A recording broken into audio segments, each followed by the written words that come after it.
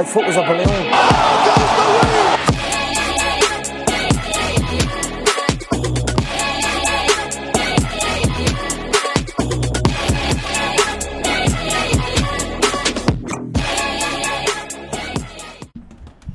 haven't done this in a while, dude. It's been 2 weeks. It's been a minute. Yeah. But welcome back to Faber Fight Club, boys and girls. Sir. After a nice long layoff, happy Thanksgiving. Hiatus. A little hiatus. How's your Thanksgiving, bro? Good. It's fantastic. Fantastic. Fantastic. Wishing everybody. Oh, I had a great Thanksgiving. I had a great time. It was a wonderful little weekend. I saw the Jets lose by a lot. Dude, holy shit, that was bad. I had a great time. They were like booing them off the field, right? Oh, dude. I mean, that's not, they did that when I was there for the Pats game. Yeah, so. three games in a row in the Jets, and they've been booed off the field. It's a tradition like none other, and we'll do it again next weekend. I can't fucking wait. I don't know if they're going to lose that game. We'll see. We'll see. But fight news. We had some big weekend of fights this weekend. Yeah. After a mid-ish card, a little more on name value, but let's run through last fight that we went through last weekend. UFC Fight Night, Allen versus Craig. There were 14 fights, 9 finishes, 6 submissions, 3 by KO and TKO.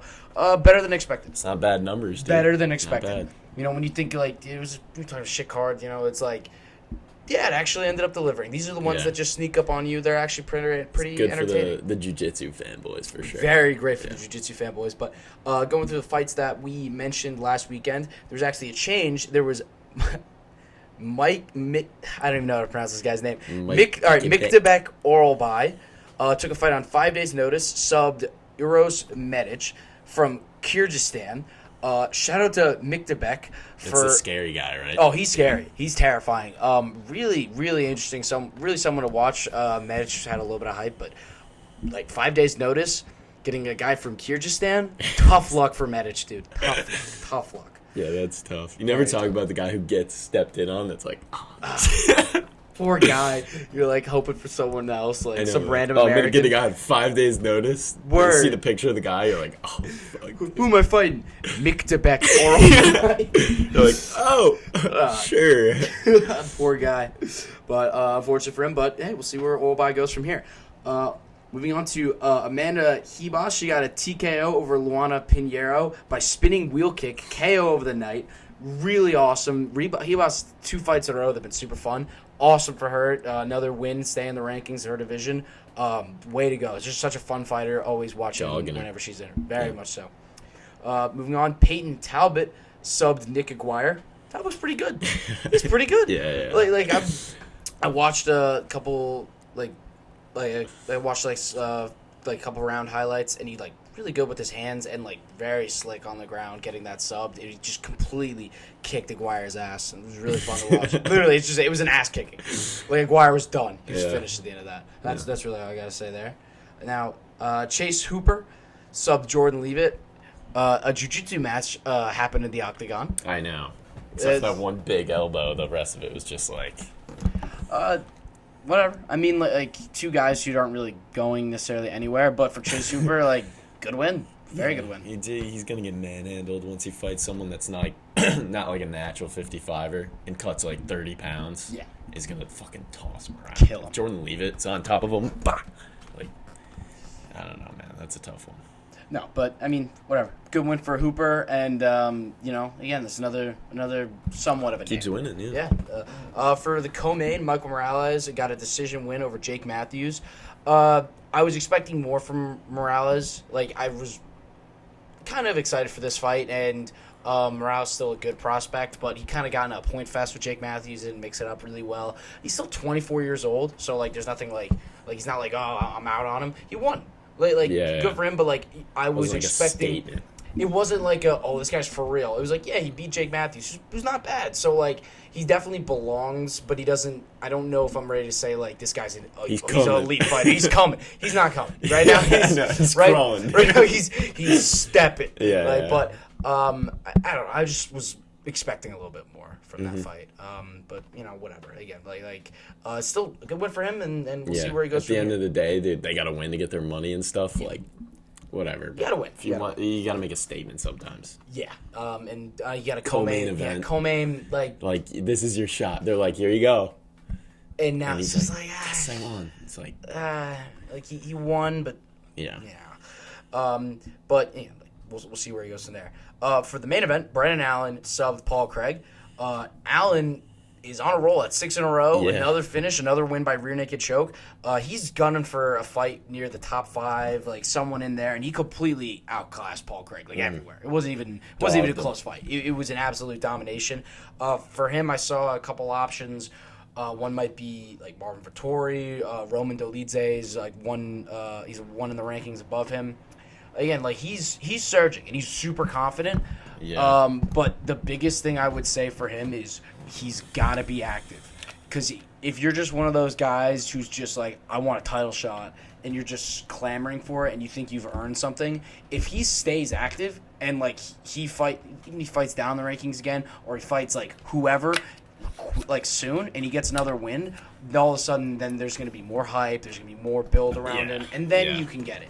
But like he's sitting at 8, he beat Paul Craig, who gives a fuck? Like I know. I want to see him against someone a little more like consistent, like getting wins over the Paul Craig guys, the Michael Johnsons. It's like, all right, they're good every once in a while. They beat these dudes, but at some point, like they look ass in their career. So like, it's tough to be like, oh my god, he's I'm excited. I think Roman Dolidze. That'd be great. That. That's a really good like fight. that, I think I honestly would rather. I think he should fight. I think he's earned a fight against Vettori, and I do think that's Vittori an just interesting. called someone out or accepted a call out. The Pirate. Yeah, With Shara, but that would be a good fight. That'd be crazy. But I mean, his last 3 wins. Let's match those boys up, honestly. Maybe the Bullet, Pirate's Shara fuck Bullet, him up, dude. the Pirate. I don't know if the Pirate's got the ground game for that one. I know. But Brendan Allen, 6 sizes too small. It keeps what are you crawling wearing? out. It's the Christmas fit, dude. This is the first Christmas pod. So is very much. I had to throw the onesie on. It's officially Christmas time. It's been Christmas time for me for like 3 weeks. It is Christmas time. Yeah. It's fucking freezing right now. But for Brendan Allen, he's surging and he's coming. Yeah. He's not a guy crawling. He's coming. But that was that weekend. It wasn't even last weekend. It was 2 weekends ago. Yeah. It was 2 weekends ago's fights. Didn't really. The 8-ball parlay didn't hit, unfortunately. Bro, well, they chose the biggest underdog in the main card. The 8-ball parlay fucked us. Yeah. Maybe we'll bring it back some other card, but unfortunately, We'll give it another shot. We'll give it another shot. It was kind of a fumble, but That was a dud. it's all good though. But so for some fight news, Dana blessed us with some Thanksgiving fight news. Unfortunately for this week's card, Dan Hooker is pulled out, but Jalin Turner is stepping in to fight Bobby Green. So we'll talk about that later on in the episode. Joe Pyfer is getting a main event against Jack Hermanson in February. Awesome for Joe Pyfer. He's getting Perfect a top 10 matchup. opponent. It's gonna be great. Matchup. Great for him too. It's an opponent he can very much beat. And I think but Jack, it means something for sure. 100%. Humans, Jack's good. Yeah, Jack's very good. And Anthony Smith will be fighting Khalil Roundtree next weekend on short notice. Your boy? Well, we will talk about that next weekend, and I can't wait Yes, we will. to put a fucking just shit on that fucking guy for like 20 minutes. Dude, yeah, I know. I mean, And if I'm respect putting to him, dude. I'm He's a dog. He's got that heart. He's got that lion heart, dude. You got anything to say to that? No?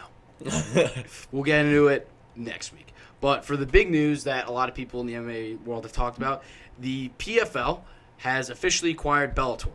So PFL and Bellator have been 2 rival promotions of the UFC, more or less like they're tier 2 promotions, and PFL has got a lot of money from Saudi Arabia, so they just bought Bellator. And what this means is like there's a little bit more competition on the market, I'd say. Mm-hmm. Like it's something to where like now they can offer some money, maybe some more interesting fights to like other free agents, and when guys' contracts up, PFL can kind of has more, I'd say, reputation to build off. Yeah, and they have more pull too, just in general to guys coming out. Yes, a little bit more pull. But I'd still say, I still don't think this means much. Like they don't sell tickets. I will say though, just not in terms of getting fans, but getting fighters. Dude, like Derek Brunson going there after he fights once and he's like, I might retire, man. Like I was just in the UFC, like top contender for a long time. Come here, fight one bum, beat his ass, and like I don't even have to fight again. Like this place is awesome, and like I, like personally, like I don't know. If I was an up and coming fighter, I'd be like, all right, UFC is where I want to go, but like, it could go fight a little bit and make actual money, fight for $1 million. Some guys will never fight for $1 million in their whole careers. It's true, but I think what it is, It's a sell. it's very much a sell, but it's a sell to guys who, like, not to be the dick to Derek Brunson, but like Derek Brunson's 37 years old, and his last 2 fights he got knocked out. He's never gonna touch a title in his life. Yeah. And what the PFL is like, oh, here's a guy who, like, this is literally like the thing you see. It's like someone who used to be a title contender in the UFC. They lose like 3-4 fights in a row. They get knocked out a bunch of times, and then the UFC cuts them, and then the PFL signs them. Like, it happened to Marlon Moraes. It happened to Thiago Santos. Now Derek Brunson. And, I mean, they do and they don't, but they're like, Brunson, got a win, but like Marlon Moraes, I mean, he moved up to 45, and like I don't think he did well, but like, yeah, he's not a 45er. But them getting Bellator, like, Bellator has real fighters. Bellator has guys who are legitimate, like, champions and guys who could compete at the highest level of the UFC. The PFL, in my opinion, doesn't. The PFL doesn't have guys who are dogs. But now they can create some good matchups. But here's something that I thought was, like I just didn't like with this whole acquisition. PFL, like, they signed Jake Paul and they have Francis, right? Who are they going to fight? I know. Like, yeah, you people can't, calling out fucking like, Francis and yeah. stuff, but like, well, Jake Paul, right? He's boxing some random dude, right? Like, I don't hear any. There's no buzz. There's no like nobody cares. Yeah, Jake Paul's next fight, like they also signed him like so long ago. Yeah. Like, why even do it if you're not planning on booking a fight? Same thing with Francis. When's Francis gonna fight? Yeah, he was about to PFL? box Tyson Fury, and they like, I don't know. Yeah, like you're right. You have to have someone else to fight this person. It's just not well run. It's not. And like, when you say like they don't sell tickets, the UFC has the highest gate ever at Madison Square Garden. When PFL goes to MSG, they go to the B League little center, like the one underneath MSG. What? Yeah, they don't I didn't even fight. know there was a There's like a B League little arena in MSG for like little tier. The middle school gym of the. They don't, dude. Like, there's no way that they make money, like, as a brand, and how much they pay these guys. So much. Well, what they do is they pay these mid-tier guys, and like the other, like, the prelim fighters. I saw a thing. One guy made 5 and 5. Wow. So like, their whole thing is that they pay people better, but I'm gonna be honest. Like, some of these guys who are are high level fighters in the UFC, who like are on main cards and are like co-mains and like on pay-per-views and are even champions, they make way more. I think. How much do you think like Suga's making? Yeah, but like, he's Suga. That's true. Like, what about like Derek Brunson's a perfect example. But like, say he retired after the UFC. He had that whole career, and it's pretty like good career, and he's like, yeah, got not much to show for it. PFL, like, come fight for $1 million or something. It's like, oh yeah, sure. That's also huge, like, dude. Yeah, well, probably like $600K. But after what the taxes. UFC has is that they have the best fighters in the world, and like the competitive aspect of it is like the best fighters fight there, and that's so true. Like, dude, Shane Burgos, right? He's a mid-tier UFC fighter, 145 division. He went to PFL, moves up to 155, and he almost fought for their title. Yeah, exactly. And he's not that good. Yeah, but dude, if I'm a fighter, I want to fight these guys that are shit. Yeah, make $1 million. But it's the trick. I'm surprised more UFC guys aren't going over. I bet it's gonna, especially after the Bellator thing, they're gonna go over there at the tail end of their career. Dude, I think these Bellator guys are gonna bounce.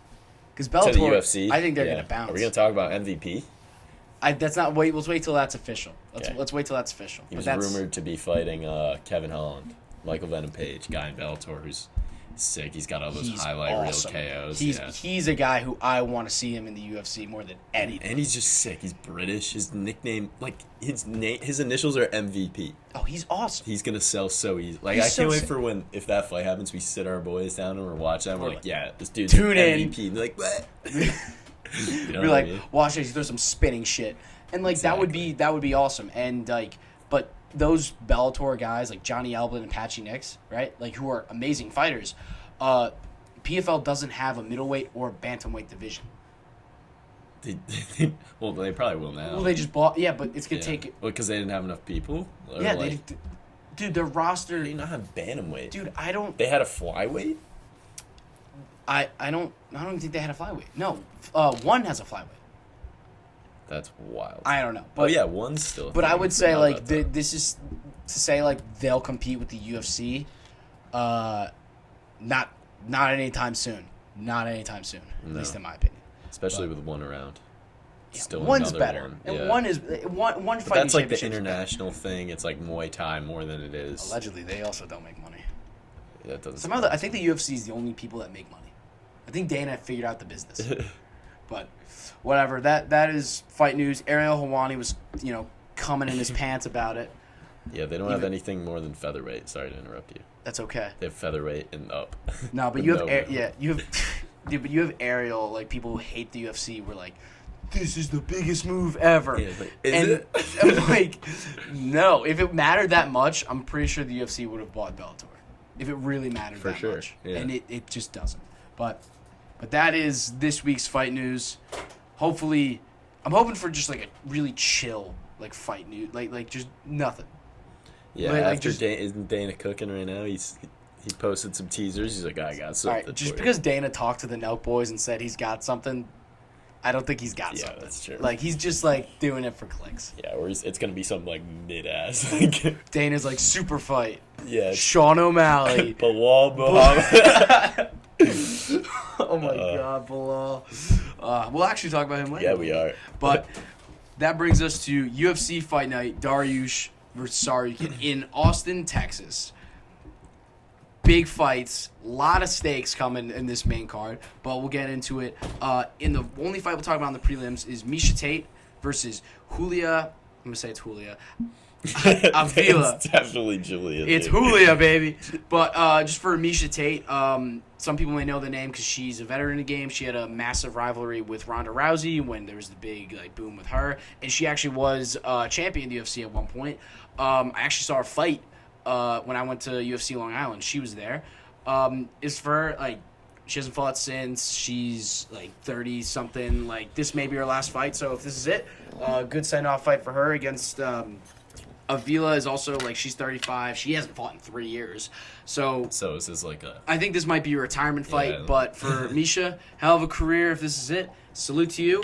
End on a sub. End Get on out a of there. sub, dude. Get a finish. Robbie Lawler that shit. Yeah. But good for her, and again, solid name fight there on the card.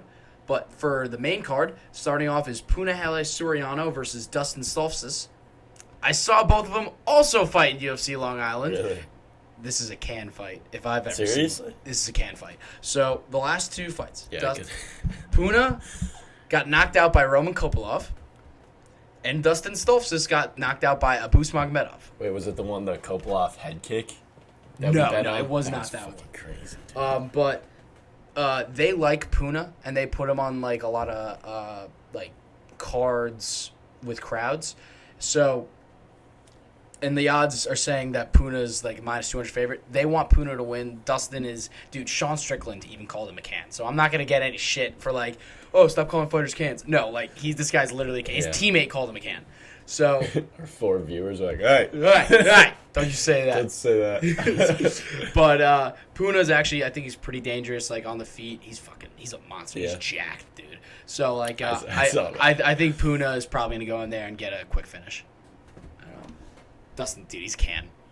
Yeah, I know. But you could tell sometimes, the main card, especially with us, with what we know, I'll see it and I'll be like, oh, I miss these guys? Who are these dudes? And then I'm like, Dude, Okay. do what's funny? Dustin, his Stoltzfus' fight, his first fight I ever watched, live in person, and it was so mid. Really? There was a big slam that he had, but it was the most mid card, mid fight ever, and I was like, all right. And then every other fight just fucking insane in comparison. Yeah. It's probably the worst fight I've ever seen. It really, After Rose and no, live, Carla. live. Okay. No, better than Rose Carla. Anything's better than Shut Rose up, Carla. dude. All right, but moving on to Clay Guida versus Joaquim Silva. Clay Guida is another legend of the game. He's he's been around. He's 41. He's been around a long fucking time. Like he's been around since like early UFC. Yeah, he's like a staple of early UFC. Yeah, like he's the before real athletes started to fight in the UFC type of guy. I wrote that down so I remember to say it, dude. He's like now it's like the best athletes, best mixed martial artists. This guy's like I'll fight for money. Like that's like what he is. Dude, he's an absolute goon, but he has one of the most legendary fights ever with Diego Sanchez. Like the one where they just start throwing 2 seconds in. See, that's a perfect example. Like like back in the day, some of these guys were just brawlers, and and he's got a good ground game. You know, he's silent. He's good, but dude, he's chasing the total fight record. He is. He's like third or something. He's got third? Like 38 fights or something like that. He's crazy. Wait, let me look up his record. Yeah, look up his record. Crazy, dude. But he's fighting Joaquim Silva. Now, Silva's 38 wins. 38 wins? 20 losses. Oh, jeez. 20 losses. Yeah, all-time wins that he's chasing. Oh, my God. Dude, well, he's fighting an absolute monster in Joaquim Silva. I don't know how Silva makes 155. He's a fucking freak, dude. And he's the guy who just fought Arman Tsarukyan, and he rocked Arman. So he's got power. Oh, shit. Dude, Silva's like a killer be killed kind of guy. Like his last 5 fights, he either gets knocked out or knocks someone out. So it's like RoboCop. He's RoboCop. Yeah. But Silva is a monster, and Clay is 41, and he's slowing down. So and Silva, I think, is minus 300 something. Yeah, I'll tell you right now. So he's minus 340. Yeah, I'm taking Silva. I mean, you're making no money taking Silva. Dude, you know what's bullshit? I've bet against Clay Guida. And I've lost, and then I've bet for him and lost. I think I was with you when we bet for him. I think it was like a big deal. Dude, I remember. And then I remember one time I was like, it was after he lost that fight, and I was like, there's no way I'm betting on him again. And he got a fucking sub. I was like, are you kidding me? That was kind of recent, wasn't it? Nah, yeah, 2022. I think that's his last win. It's over a year ago. But Clay Guida, fucking guy. I can't believe he's still around. If we might get another retirement. Dude, I don't know. Actually, was it him that faked his retirement? Yeah, he faked a retirement like a dickhead. Like, what a dickhead. Yeah, that's such a he lost, move. Didn't get the interview, and then was like, come here, Joe, or whoever the hell was doing it. Was like, Clay, is this it? And he's like, nope. And they're like, what a dickhead. Yeah, maybe he'll do it this time. Yeah, maybe. We'll see. But now we got some real fights. Sean Brady, number 9 ranked welterweight, takes on Kelvin Gastelum. Tell him about Sean Brady, bro. The boy Sean Brady was undefeated at one point, and he was set to fight Bilal Muhammad, and Bilal was our first guy on we had this big Vegas leg across 2 cards. He was the first leg, and we were gonna take the earnings, and we're all gonna fly to Vegas for a fight weekend that was coming up in 3 weeks. So he's undefeated. We were like, nah. A little fraudulent. Bilal goes in there and it was a little bit of an early stoppage, but he fucking knocks him out.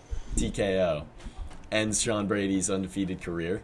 Now Sean Brady's back against Kelvin. So yeah, I mean that was awesome when Bilal, we bet on Bilal, and Bilal was just beating the shit out of him.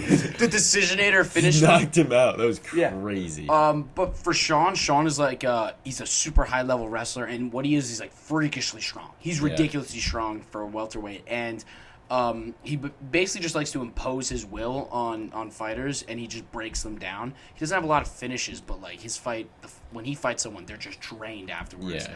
But after getting finished by Bilal, and then this year he's had multiple fights announced, pulled out, injuries, and now he's basically being forced to fight an unranked fighter. This is a really big one for him. Yeah, this is really big. He needs a win. And this isn't an unranked fighter, just some mid guy. Kelvin's good as fuck. Now Kelvin Gastelum is an absolute dog. Everybody loves him. He's a fan favorite. He had an all-time classic fight with Israel Adesanya. Yeah.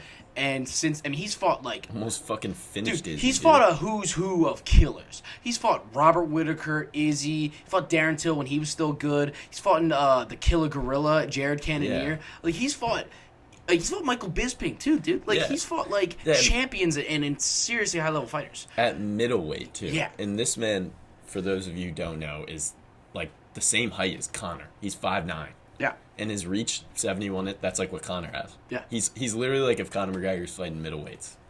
This guy's a dog. And if he was Mexican and a little chubby. Yeah, I know. But he can I don't know why he hasn't been at welterweight his whole career. Exactly. Well, now he's moving down to welterweight. Kelvin had a rough 2 years with injuries and short notice fights, not going his way. He finally got a win in April. Now he's moving back to his rightful weight. And they said he was one of the hardest hitters at middleweight. I wonder what the fuck he's going to do at welterweight when he starts hitting people. If he can keep this on the feet, he puts hands on Sean Brady, he could very much win this fight. If Bilal can get him out of there, Kelvin's at plus 100, and I think I'm taking the line's him. already moved. Yeah. He's minus 100 now. He's already at minus 100? Minus 106, so it's slow. That line, that line's moving. A lot of that money's going in on Kelvin. Oh, yeah, I'm taking him, too. I mean, I'm taking that action.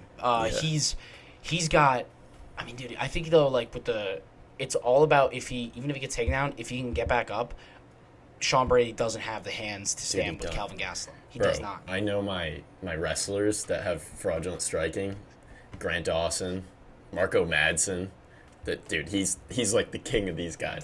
Dude, he's exactly what I mean when I say he's a wrestler that learned how to throw an overhand right and is an MMA fighter. Oh, that's all he had. All he had. And Bilal like basically exposed him.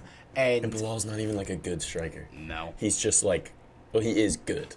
He's not like a great striker. We'll get into Bilal like 2 weeks from now. We'll talk about him. But like Sean Brady, 15-1, hasn't fought in a year. This is a desperation win. He needs this more than anything. And Kelvin Gastelum has nothing to lose. And that's a dangerous guy. I know. Yeah. So if I'm putting my heart and my money on Kelvin in this Agreed. I don't think Sean's a dog either. Like I really do think watching this, I'm gonna be like, I'm rooting for the right guy. Yes, you know? I agree.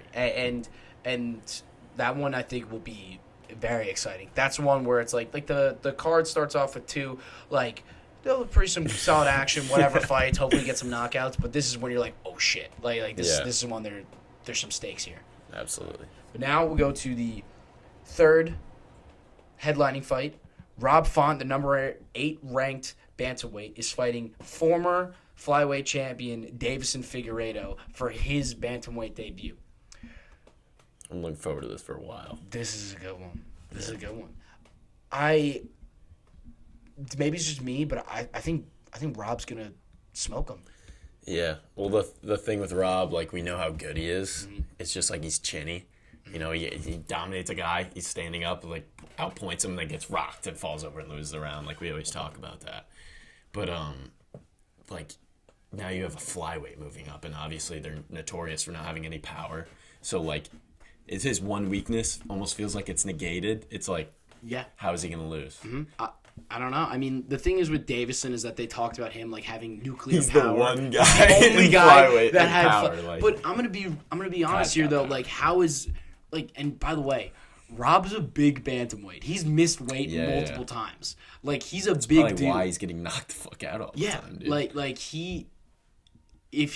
And he's such a volume striker, and his boxing is incredible. His striking is probably up there with the best at the division, and like in a volume fight, that's what got Figueiredo in trouble against Moreno. Is Moreno without volume? Yeah, that you're right. And this is like the Moreno. This is and like Davison's 3 inches shorter. Like he's gonna be naturally smaller. Like the power, I don't think is gonna be there. Like, dude. He got hit and he got cracked by people, but he got cracked by Cheeto, who's the hardest hitter at bantamweight, like one of at least. He's got the most knockouts in bantamweight history. And Aldo hits like a truck. Like he's chinny against those guys. Like Figueiredo, 125 are moving up. I like that he's doing it because he cut literally like 25% of his body mass to make weight at 125, and he's champion, dude. He has had 7 consecutive title fights. Yeah, no, he's good as fuck. He's great, too. But I think for Rob, this is just like a matchup where I'm like, I'm taking him. Yeah, me too. I think he's gonna go in there. I wouldn't say he makes it look easy, but like, I think it might be boring. I think he might just kind of touch him up and. Rob Font fights are never boring. Like boring in the sense of like no Yeah. All right. Yeah, I guess you're right. It's not gonna be boring. I mean, dude, but even like a scrambles wise, like I don't think Figueiredo's big enough to hold him down and use his grappling to his advantage. Yeah. Like you're running I up think against they're gonna stand the whole time. You're running up against a big guy, Rob Font. I think he's gonna put it on him, and that's gonna be it. But what if he fucking if Davison goes in there first round big overhand right? Cause dude, the thing is with these fights, it's anytime you have someone moving up, it's always oh, he doesn't have power, all this guy's bigger, all this stuff. But remember when Kai fought Cody? Cody's chinny and Kai had power, and people are oh, well, he's a flyweight though. This is bantamweight. But he moved down. But so. Still, I'm saying, Kai demolished Cody because he was so much quicker, and Cody's known for his speed, and Rob Font's kind of quick. That he's in volume and he's quick. So if he's fighting someone and he doesn't have the speed advantage, that fucks with you sometimes. I think Rob Font is just in all reality. Rob Font's just a lot better than Cody. Yeah, yeah. Like Rob Font, before Cody went down to fight Kai Car France, Rob Font, 50-44 to him. Yeah, yeah. So, and beat him to death. That, I think Rob's just not a guy who's going to, fight for the title, but he's going to beat just about anybody else, around that. Yeah, he's a gatekeeper, and I don't know. I don't think, I think this is a tall task for Figgy, and if he loses, this might be it for him. He might retire. Yeah, I don't think he'll get it done. I'm hoping he does, but I do think there's a lot to look out for. There is, but I honestly think this is going to be a swinging fight. They're going to stand, they're going to trade, and it should be a lot of fun there. Yeah. But to the co-main, what was going to be Dan Hooker, now Jalin Turner stepping in on basically 2 weeks' notice. Get the fuck out. Who is it? Oh, it's Evelyn. Oh, the girl. I was like, oh no, get in here. Wait. Oh shit! I feel terrible. She's gotta open the door. Oh, you're good. I couldn't tell, dude. I thought you were someone else. I was like, Evelyn, you could always just walk right in. Yeah, dude. I thought be quiet. you were Callie, and I was like, get out of here. She knew. Dude, we thought we shooed you away. Yeah, I was like, oh shit! I feel like an asshole right now. Oh, we're still going. Yeah, we're cooking. Well, that's Evelyn. Yeah. I like that it happens every now and then. Just yeah, I know. Person stops in. But anyway. The look on everyone's face. When someone comes down the stairs, dude, last session's here. Just hear a slight creak and look up, just she's just stepping down the stairs. Yeah, she's just stepping down. So funny. It happens. Anyway, back to the fights. Jalin Turner, the number 12 ranked lightweight, taking on Bobby Green, number 13th ranked. This is another stand and trade fight. Yeah. And you got two guys who are swingers. Bobby, you got the seasoned old veteran. And with Jalin, you have a young, killer. He's a killer, dude. And, this is one where, in all reality, if Jalin Turner had a full camp for this, I think the odds would be minus 500. Yeah. I think it's closer than that. Dude, this is the third time I've done this with Bobby. A little bit. Well, here's my thing. You just knocked out your Grant Dawson. He wasn't mine. I didn't say Grant Dawson wasn't mine. That's why I stopped myself. How dare you say that Grant Dawson was mine? I'm just saying, you thought he was good, and Bobby knocked him out, and now he's fighting. I was about to say and that. And you're like, this guy's good. I was about to say that. Yeah. Bobby's proven me wrong. He's very much capable of landing big shots to win this. But Bobby fights hood style, with his hands down, talking shit. And if you fight with your hands down against Jalin Turner, you are going to get head kicked in the face. Damn. Jalin Turner in his last two fights has fought Dan Hooker and Matej Gamrot and has dropped both, hurt both, and has just lost close fights to both of them. The talent is more than there. He's just got to put it all together. And in a 3-round fight here against a completely stand-up fighter, and Dan Hooker actually has ground skills and ability down there. Bobby is not going to shoot. He's not going to shoot for takedowns here. In a stand-up fight, purely, with no other aspects, other than that, 10 years, like almost 10 years younger. I think Jalin Turner is going to put hands on him throughout this fight, and he's going to drop him and rock him and put him to sleep. Yeah, I mean, just looking at the styles, like when you're Jalin Turner, you're so much taller and lengthier than everyone. The best fight you can get is a fight where someone's going to stand in front of you and just try to, like, be more technical than you and land shots. And it's not even like Bobby's, like, he's going to do that, like, Pereira and kick him and stuff. Like, he only really utilizes his boxing. Yeah. So this is, like, the most perfect style for Turner to stand in front of, because he's just going to keep him at range, and he can, like, dictate the pace of the fight. So, yeah, you might be right. This might be, like... Well, with Jalin, like, I've watched a couple of his fights back since this fight was announced, and what the faces of the people he fights after they fight him, they are rearranged. Like, he fought Jamie Malarkey, and, like, when he fought Dan Hooker, even Gamrot was beat up. Like, he fought Brad Riddell, too. Brad Riddell was... Man, he ran through all of the Australians. But, like, you fight someone... Like, he broke Dan Hooker's arm and his fucking orbital. Somehow lost. Incredible. But, like, Jalin Turner beats the shit out of you. The style that Bobby fights is not... You have to wrestle against Jalin Turner. Like, there are not many people that would be like, oh, yeah, like, you stand and bang with this guy. I don't want to stand and bang with this guy, man. He's fast. He is so fucking fast. All of his kicks, all of his, like, hands. Oh, my God. Yeah, like, I know he's going to be at range, he's incredible. Utilize all that shit. And he's 6'3". It's unbelievable. Yeah. Hopefully Bobby's makes got to weight. walk him down and just... Bobby has to dog him. Yeah. He has to out-dog him in order to win this fight. Exactly. And it's 3 rounds, not 5 anymore. So I think that favors Turner a lot. Yeah. Cardio is less of a factor. I think every time I, like, think Bobby's going to do good, he disappoints me. And then when I think he's like, oh, yeah, he's kind of shitty, so I don't know. He'll do something, I'm like, wow, he's good. If we're subject to like, Bobby Green disease again, like, this is... Well, now I'm in the middle. Like, I'm not, like, high on him, not low on him. I'm like, all right, Bobby, like, you could do good. Like, we'll see. Listen, I don't know, man. Bobby shocked us on the first episode of the pod. If he does it again, we might have to get a little... We might have to get a little episode, a little picture of him right here. Dude, he's not the first guy we're putting on this wall. If he does it again, dude, I don't... There's so many more people I'd rather have on our pod wall than don't Bobby you dare fucking say that Green. about Bobby Green. I love him. But that one, again, it's like really amazing fight. Another one where, like, you put it together on short notice, and you get 2 guys who are going to swing, and you're going to put on a show. Yeah. And that's what you want to see. But now, the main event. A guy I have supported for a long time. I've taken shit for it. Shit. Arman Tsarukyan is finally getting his chance against the top 5 lightweight against Beneil Dariush. The number 8 lightweight is facing the number 4 lightweight. It's about goddamn time. I fucking love Arman Tsarukyan. All right? Yeah. This guy... We know. Shut up.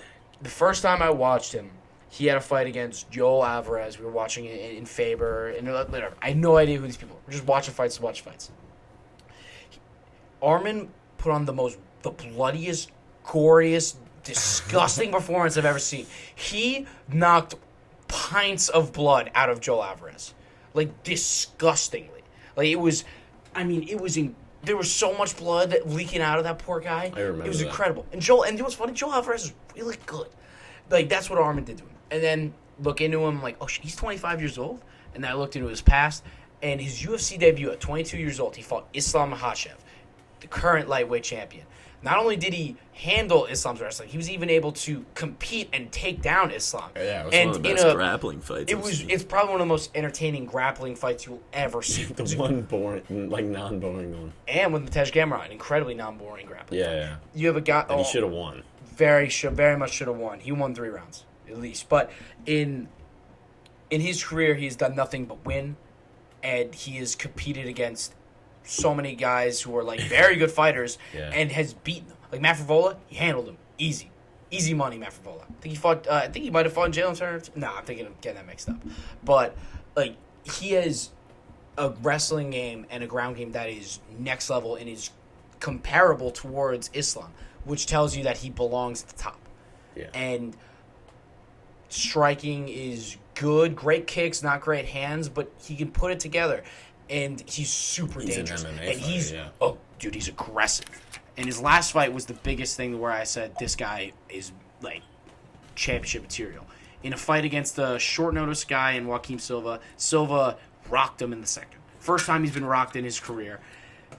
Arman had to weather that storm, get through it, got a takedown to end the round, and then the third round he came out like an animal, just viciously going for the kill. Had an incredible slam takedown, and then just beat the shit out of it, like slamming his punches on the ground. Vicious knockout to end the fight. That moment, or like, here we go. Like, this guy's for real. Like, I want to see him fight someone. He finally gets that opportunity against Beneil. Absolutely. Fucking love this dude, man. Ty gawks Arman more than I think anyone in the UFC. I love him.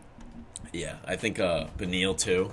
Like, he was the guy that Arman, like, everyone thought Beneil was like, oh, he's this guy. He's got this great striking, and he's so good at wrestling. He's like everything.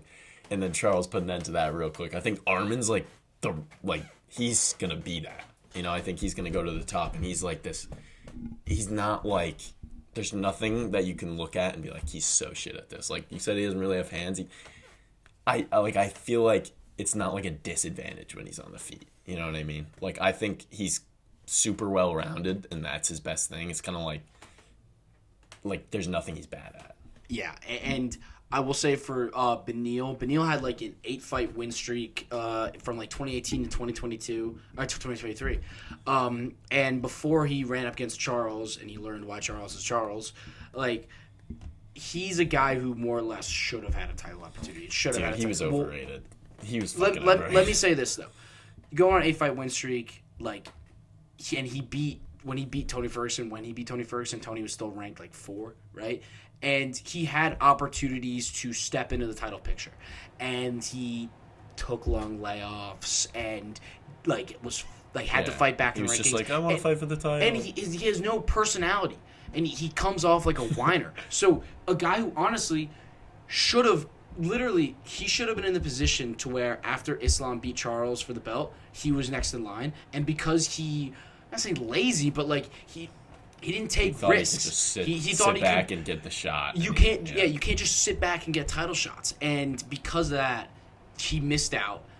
Had to fight Charles for the number 1 contender fight, and got fucking smoked. And like, that happens, and like, he's a guy who should have had that opportunity, and now you have to fight Arman. Yeah. Like, now this is a really close fight. I'm gonna be real. I think this is really close. I think it's closer than the odds. Like, much Arman's closer than the minus odds. 290. I think he should be like at the most minus 200. This is a massive step up in competition for Arman. Massive, like, beyond anyone he's fought. And you know, he fought Matej Gamrot. Like, Gamrot got smoked by Beneil.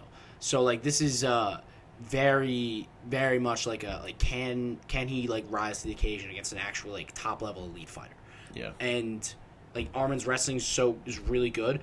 But Beneil is a 3-time like no-gi like jiu-jitsu world champion, and his scrambles are insane. Like, his fight against Matej Gamrot, like, you'd see like how they're rolling. Like, for anyone who doesn't even understand the ground, like, it's really like entertaining and really cool to watch, like how they get themselves in and out of positions, and Beneil's really good at that. So, I'm not saying it negates it, but it makes it more even on the ground, and on the feet, I'd say Beneil is a little cleaner with the boxing. For sure. And it's going to be interesting how Arman goes about it, but if Arman is aggressive, I think he'll run through. Yeah, that's the one thing I don't like about Beneil. I don't like how he approaches his fights. Like, I think he has the tools. He's just not. He's too calm. Yeah, sometimes he's just sitting there and waiting for something to happen, and then gets caught, and then it's like, what are you fucking doing, dude? Yeah, that's why when he was fighting Charles, it kind of seemed like the obvious thing was like, Charles is gonna run through him because Charles is a blitz. And when he attacked, and Beneil literally was like, deer oh in the shit, headlights. He's like, and Beneil got like hurt early and just couldn't recover. Yeah. If Arman can take the fight to him, swarm him, and, like, drown him. Yeah. And I will say though, the real weakness, because I've watched a lot of Arman and like, I can be objective about this, like, the thing that I've seen more or less be an issue, and it was in the Matej Gamrot fight, where in the later rounds he tired and he wasn't as effective with his grappling, and he was like oh fuck, he's looking at the clock. Like, he got very tired in that fight, and against Islam Makhachev when he lost, like in that third round he was gassed. So he has to manage his cardio as well, but he has to remain aggressive. It's a line is very close there. But I'm taking him because I've put too much stock into him. He's one of my guys. He's like one of my Aspinalls, like guys who I believe will be champions. Yeah, like, yeah. This He's is like a guy your with Kai Car friends. Yeah, like I believe in this guy. And if he goes out there, by the way, if he puts on a show, if he makes a statement, all of a sudden everyone's like, fuck, like, he's next. Yeah. And a fight with Islam would be awesome. That would be a great fight. I also think beating Beneil puts him in a spot where he could, like, legitimately call out, like, Dustin and people like that. And, like, it's like, okay, I'd like to see that. Calling out Michael Chandler for a year. This is a perfect fight for him, dude. This 100%. is a perfect fight. I would, if I'm him, like, it couldn't be a better matchup. Yes. And I also think with Beneil just coming off of the knockout, where there's a little bit of, like, he didn't just get, like, oh, he got knocked out, like, or he got finished. Mm-hmm. No, he got, like, flatlined by Charles. Like absolutely, like, fell out of the cage, knocked out. Like, he was cooked, done. Yeah. So, how is he going to recover from that? And it's been, let's say about 6 months, like, since that's happened, so he's had good amount of time to recover and, like, take time off, but, like, to then go into a 5-rounder against a young, hungry, up-and-coming guy, man, like this is a career fight for Beneil, to where like he needs this win to stay relevant. Mm-hmm. He really does, and great matchmaking though, really good matchmaking.